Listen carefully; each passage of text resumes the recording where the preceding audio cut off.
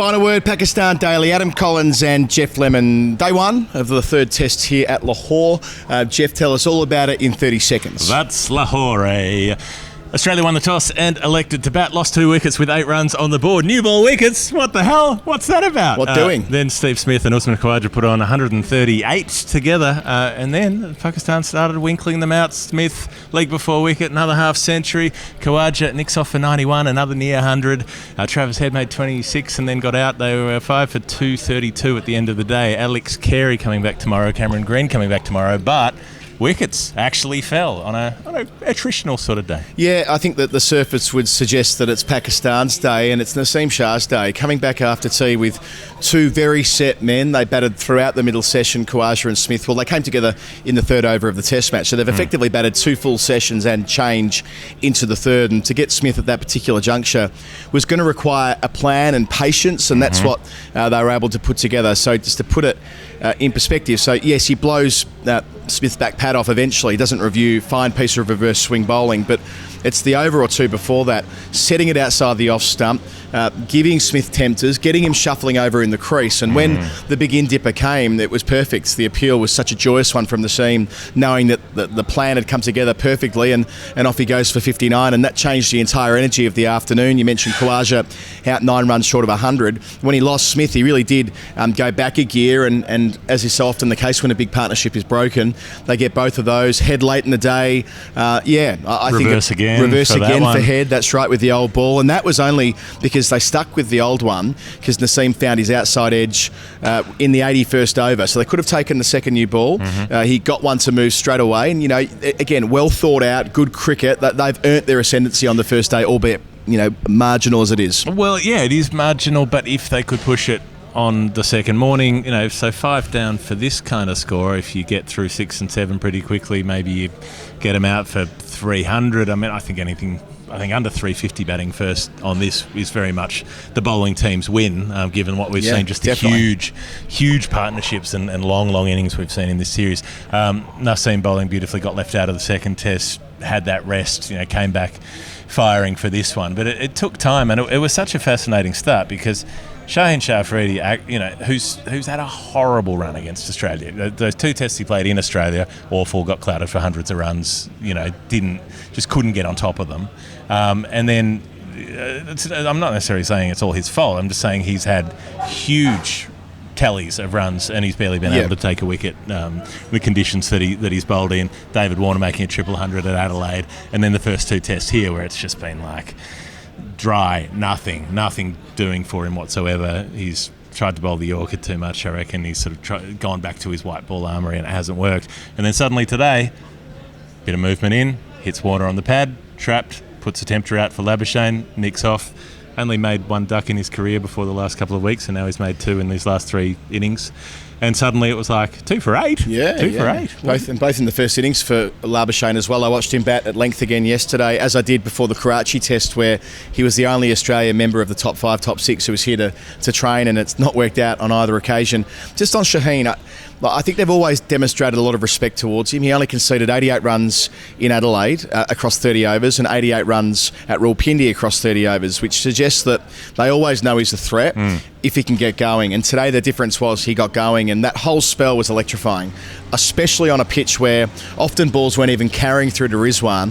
When he's bending his back with the crowd behind him, no matter where he goes, he's the most popular player alongside Babar Azam in this Pakistani side. And sure, that's partly because he has the Afridi name, but still, that chant late in the day when he took the second new ball was something else, albeit with a pretty modest crowd in. They made so much noise for him, and he lifts them, and his wicket celebrations are something they can galvanise around. And the fact that he led Lahore to the PSL title, a lot of people around these parts have a lot of affection for him. So I was so pleased to see him get busy at the start of the day. And then even someone like Sajid Khan playing his role today too. He was the spinner who was turned to second, but bowled the bulk of the overs, had to bowl dry, did bowl dry.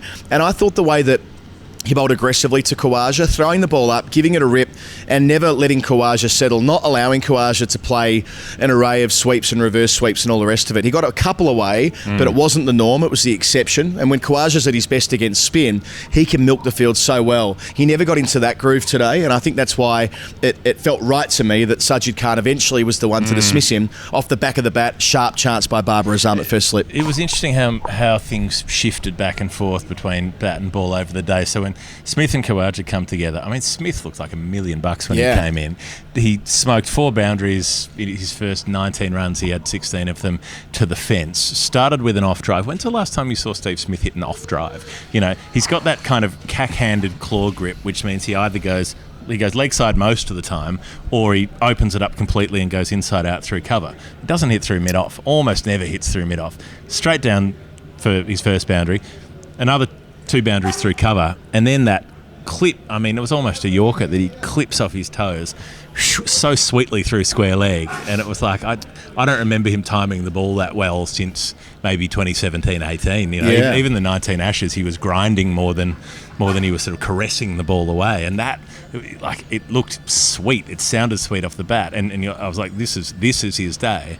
But they were able to kind of slow his scoring down enough after that by the time he gets into the 50s, gets to 59, and then the ball's old enough that they're able to set him up in that way that you described before. Yeah, well, what you're saying there about down the ground, the very, very first piece I wrote about Steve Smith when I first went into journalism, I described him as like a goofy footer snowboarder where like they kind of have the feet on the wrong way. That's with his hands, with his top hand, I think I'm right in saying, his top hand facing out towards mid-wicket. So his straight drive is effectively a drive through mid-wicket, or at least it was in that version of Stephen Smith. He's made many, many tweaks since that part of his career. But yeah, it was striking to see him get off the ground with a pristine straight drive, a couple through the covers to die for as well.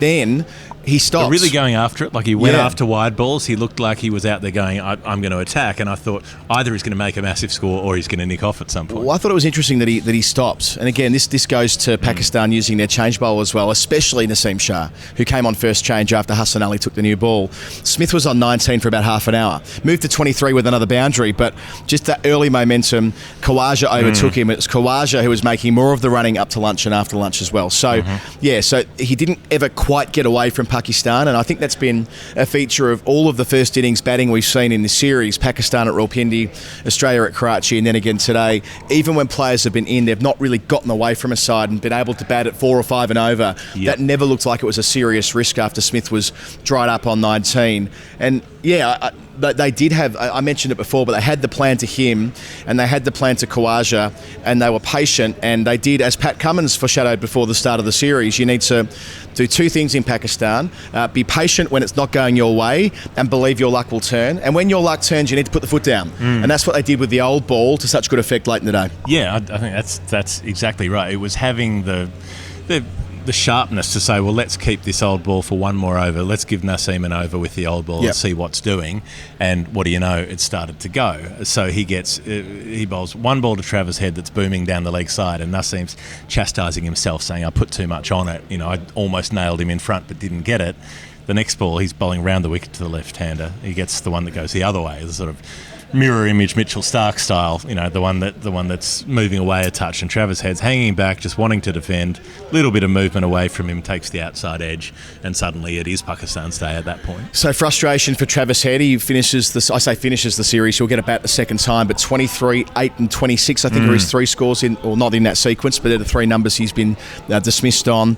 Steve Smith out for 72, 78 and 59, so 3 unconverted half centuries. We were talking on commentary around Alan Border going 4 years without a Test 100. I mean, we're nowhere near that territory for Smith yet, but both he and Warner were ton machines before their suspension, and as it was for Smith immediately after, and Warner against Pakistan at home. But taken as a whole, they've not been those kind of players in this part of their career. It's not to say they're not worthy of a spot. Warner made 2 crucial contributions to start the Ashes and made a half century in Rawalpindi. And as for Smith, he's been a consistent contributor here, but probably no longer, well, not at the moment anyway, the guy who you can sort of set and forget once he gets in, as he was for such a long stretch in that glory part of his career from 2013 until 2019. A different kind of energy around him now.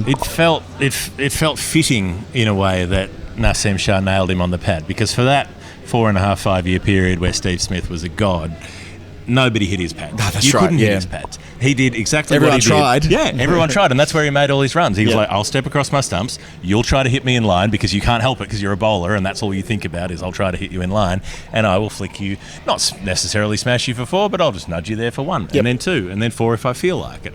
The fact that he actually missed a ball that was hooping into his pads, and it wasn't unplayable, but it was well bowled. But it's like the mortality of Steve Smith. He's becoming a mortal player again. You can get him out LBW. And on that note, let's go to the Hall of Fame for today. My nomination involves Steve Smith.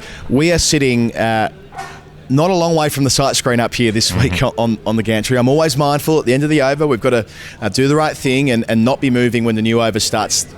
The right, fairly basic stuff when commentating, but nonetheless, it's a factor and it's in my head all day long. It's a factor in Smith's head too. At the other end of the ground, at the pavilion end, there's a Pakistan flag flying just alongside their dressing room. And I did think of it when I was watching training yesterday that, gee, those flags are quite low and they are technically in line with the outer sight screen, shall we say. And Steve Smith was so frustrated by it, continually stopping play to deal with the flag, that he eventually got it taken down. And as soon as he was out, he had it put back up again. Or not him necessarily, but the match official said, you can send the flag back up again, Steve Smith's gone. So one of his quirks on display. For that to be in the bowler's eye line, anyway, that's a whole different conversation. But part of the way in which we enjoy Smith and have found him a fascinating case study over the years is that he's got these quirks, and one of them is stuff going on behind the bowler. Run it up the flagpole and see. One of his slightly less endearing quirks is my Hall of Fame. Remember during the summer, I can't remember which test match it was, but every time it started raining a bit, maybe it was Sydney, he would just run off the field himself before the umpires said that we're going off for rain. Lunch break here, tea break, 2:39 or whatever it was. They finish an over. There's a minute to go, and he goes, I think I'll just go and have tea now, and just walked off.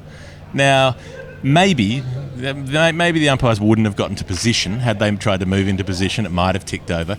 But he took the tea break, and the umpires watched him walk off. And they let him? And then they knocked the bails off and followed him off. Interesting, because play started after tea at 41 past the hour, which would suggest, I think that's right, which means they had a 22-minute tea break, and they missed out on the last over by 10 seconds because Pakistan, anti-Hall of Fame, didn't get round to their position in time. So they definitely should have got 89 in, not 88. And one more over for Naseem Shah with the second new ball. Anyway, they can only blame it on themselves. They only bowled 24 in the first session, and that included some with the spinners bowling. It was hot, to be fair. It was hot. Sure, it was hot. A couple of wickets fell. Nonetheless, I'm pretty sure there have been hot sessions before where wickets fell and all of the overs are bowled. And there will be hot sessions tomorrow. It's going to be hot every day of this test match by all reports. So strap in for a scorcher here at Lahore. Great to have test cricket back here, by the way. My last Hall of Fame nomination, umpire Raza. Of course, he was shot here 13 years ago at the Liberty Roundabout, just around the corner from this ground, returning here, standing in his 4th test match. What a journey it's been for him personally to get to this point of his umpiring career, and to be here felt important today, and he had a blinder. Every decision he made was spot on. Yep, and I really like, Pete Lawler mentioned it on our radio commentary. It was something to think about. He said, imagine what's going through his mind when he's on his way to the ground this morning. Coming back for a test match for the first time since that day. It's an incredibly emotional thing to think about, and massive respect to him for coming back. Indeed. Okay, this has been the Final Word Pakistan Daily. Stumps at Lahore on day 1. It's 5 for 232. I'm pretty sure Geoff did it in the summary earlier. Near enough. We'll be back tomorrow. Thanks for watching. Catch you then.